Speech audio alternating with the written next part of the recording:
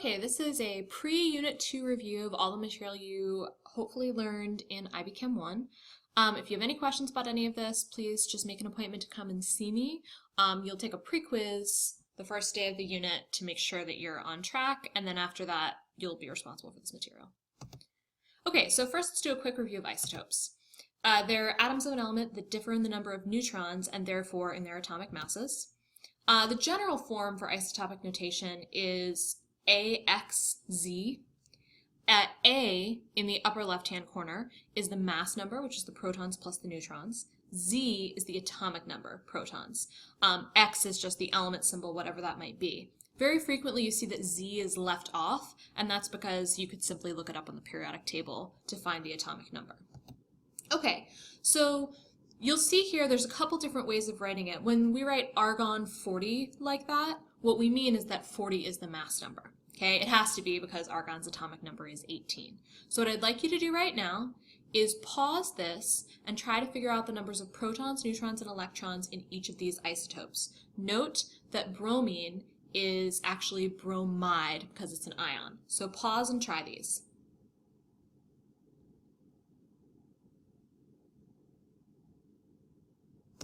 Okay, check your work.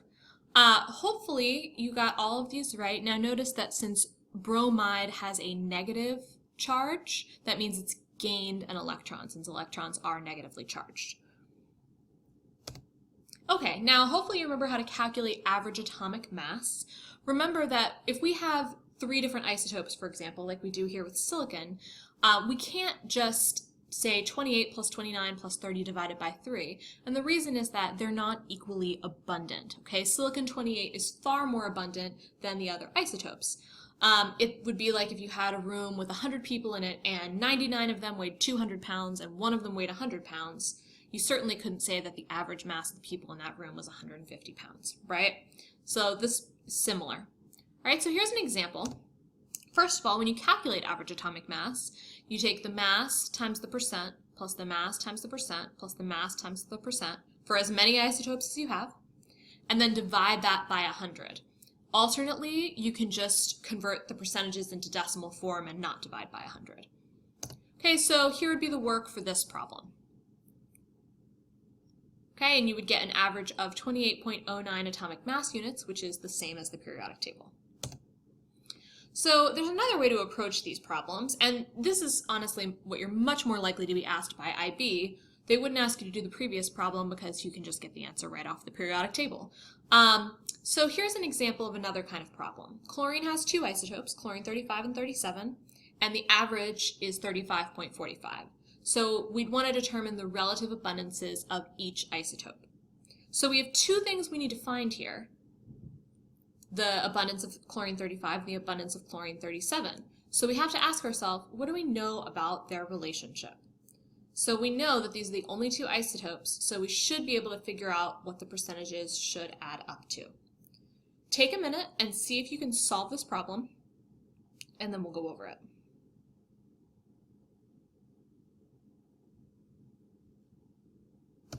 Okay. There's 2 ways you could have set this up. You want to set it equal to the average, 35.45. Now, if we say that X is equal to the abundance of chlorine 35, then the abundance of chlorine 37 must be 100 minus X, right? Because the percentages have to add up to 100. If you were to set it up this way, you would find that X was equal to 77.5. So the percent of chlorine 35 was 77.5%, and the percent of chlorine 37 was 22.5%. You could have treated the percentages as decimals from the start, in which case it would be 37 times 1 minus X, because the percentages as a decimal would add up to 1 instead of 100. And then you would get that X is 0.775, so 77.5%. All right, quick review of electron configurations. This is one of those things that you just kind of have to see again. Remember that when we write electron configurations, the whole purpose of doing that is to show which orbitals each of the electrons in an atom is in. Okay, so if we are going to start always at the very beginning, the first electrons are always going to go in the 1s orbital. Okay, The 1 tells me which energy level those electrons are living in, and the S tells me the shape of the orbital. So in this case, those first 2 electrons are going to go in the first energy level, S orbital. Okay? We're going to keep going through each of the rows until we get to the element. So for example, if we were going to find the electron configuration for neon, I'd start at the beginning, and I'd say 1s2, because the first 2 electrons will go in the 1s orbital. I'd go to the next row and say 2s2, because the next 2 electrons will go into the 2s orbital. And then I'd go across to 2p, and I see that there's 6 boxes in 2p. So the next 6 electrons will go in the 2p orbitals, so I would say 2p6. Now, the s, p, and d orbitals are the only ones you really need to know. We do have f orbitals as well, but we're not going to worry about those when we do electron configurations. I think a good way to remember their shapes is that the s is a sphere. I think the p orbital is kind of shaped like a peanut. And there's 3 p orbitals on the x, y, and z axes. You can sort of see all 3 there. And I think the d orbital looks kind of like a diaper, but it also looks like a butterfly, but in chemistry we're just going to call them butterflies because butterfly doesn't start with D. And these are basically just the shapes of the probability distribution. So we'll talk a little bit about what that means. So basically an orbital is just where electrons tend to be found. Each orbital has a defined energy state for a given environment and can hold 2 electrons of opposite spins. So we just talked about how 2p can hold 6 electrons. So the 2p sublevel can hold 6 electrons. So that must mean that there are 3 2p orbitals. 2px, 2py, and 2pz. Now, it's important to remember that electrons move randomly in orbitals. They're not going in a fixed path.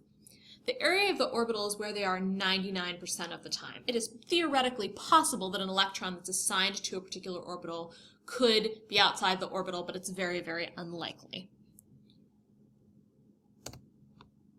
Now, electrons fill orbitals based on energy. So they're going to fill the lowest energy orbitals first. So the 1s orbital will always be filled first. That's because lower energy orbitals are more stable. That's sort of a general concept you need to know, is that lower energy is more stable. Now, one thing that confuses people, if you look back to the periodic table, we notice that right after 4s, where we would think it would be 4d, we actually fill 3d orbitals. Okay? And the reason for that is that 4s and 3d are very close in energy, but when they're empty, the 4s orbitals are slightly lower in energy than the 3d orbitals. After they're full, however, the 4s orbitals are destabilized enough that they're slightly higher in energy than 3d. Okay, so that means that if we were to lose electrons from an atom, they would lose the 4s electrons before the 3d. Okay, so I want you to practice writing some electron configurations. If you've forgotten how to do this completely, here's one example for sodium. You can also look in your textbook and see the quick review there. That would be in chapter 2 of your textbook, topic 2. So 2.2 in your textbook. Okay, so pause this and try these electron configurations, and then we'll go over them.